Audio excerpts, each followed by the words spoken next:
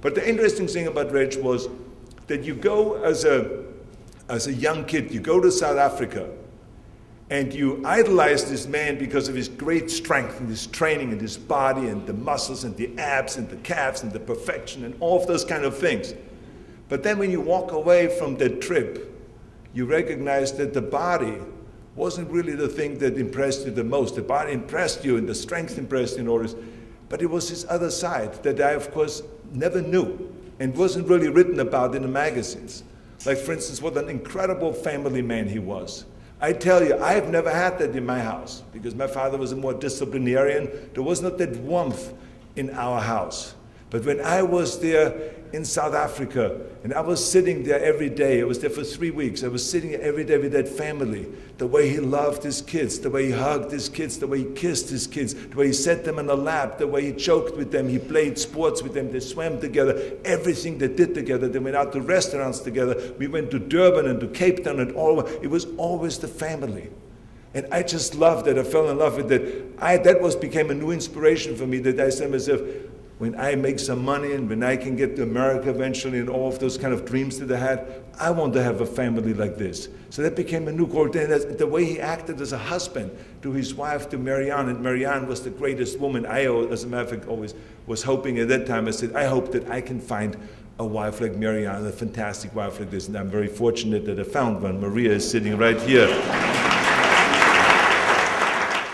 So for me, that was my new goal, not just to become a bodybuilding champion, but I wanted to get into movies just like Reg Park. And I wanted to make money just like Reg Park. And I wanted to sell gymnasiums and all of those kind of things. So he became a big inspiration to me in so many different areas.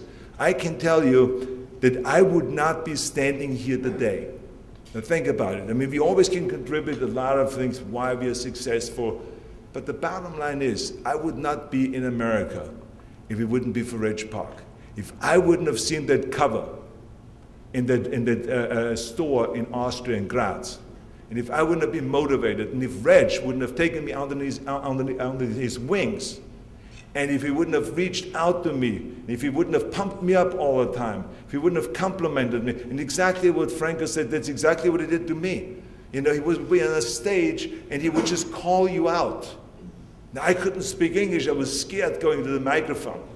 And he would just say, Arnold, come over here. And he would put the microphone in front of me. And I said, yeah. And he would just say good evening. And I said, good evening. Say, I like it here.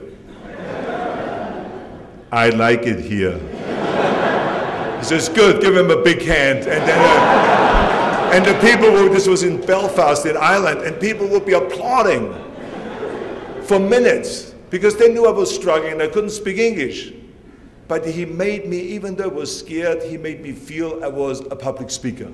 He made me feel afterwards, he came to me and said, that was fantastic what he did, it was incredible. And he really pumped me up again. So he always gave me confidence at times when I was training with him and I was not strong, he made me feel strong. When I didn't feel like I was scared on the stage, he made me feel I was a public speaker, and that was great, and I was the best in all of those kind of things. So he was, you know, such an incredible force and such a great motivation for me. And so that's why I say, all of the things that I've done in life, coming to America is because he motivated me in South Africa. He says, you got to go to America. That's where the action is. They have muscle pitch there. They have the best gymnasiums, the best bodybuilders, the best training principles, everything the best. You got to go over there. So he motivated me to come over here. And he motivated me to get into the movies. He motivated me to make money. He motivated me to have a great family. All of those things, that's the kind of impact that he had.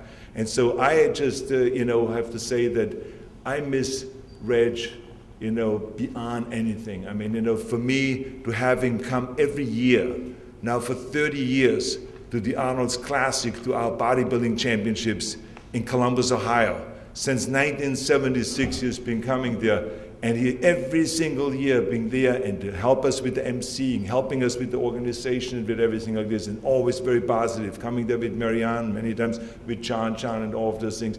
And now this next year, this coming year, not to have him there. I mean, I don't know how we're going to do that, because I really miss this guy. He was such a force behind me. So I know that you all feel the same way about him. And I think that one of the things I have to say is, when I watched him this last 8 months, is Reg didn't only teach us how to live and how to be successful, but Reg taught us how to die. He did. I mean, every single time when I called him, I mean, it was the most unbelievable thing. He never whined. He never was complaining. It was before I ever could get the first word out, Reg would say, "How are you, my son? How are you, my friend? How are you?" I said, "No, no, I'm calling about you." He said, "No, forget that." He says, "How are you? Tell me, how is the family? How are the kids?" That's the kind of a person he was until the last minute.